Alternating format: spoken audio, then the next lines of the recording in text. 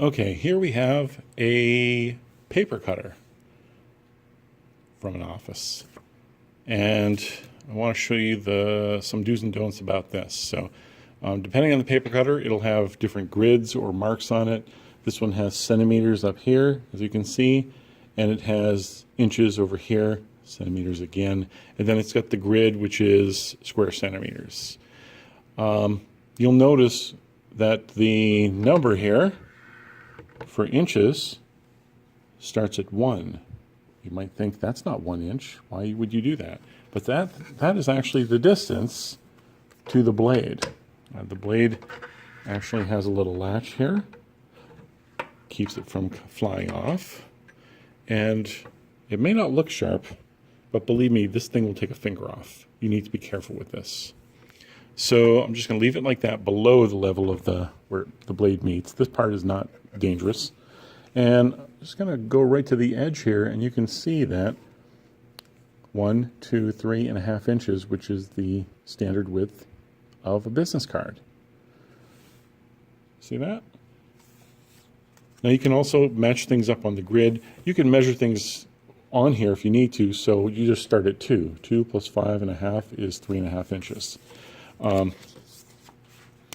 What you want to do is you want to make sure you know the measurement that you want. What I've got is a piece of cardstock here that's already 3.5 inches wide, as you can see. I want to cut it down to 2 inches, business card size.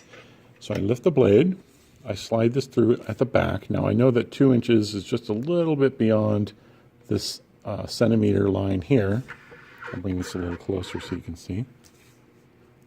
And I want to make it overhang by 2 inches.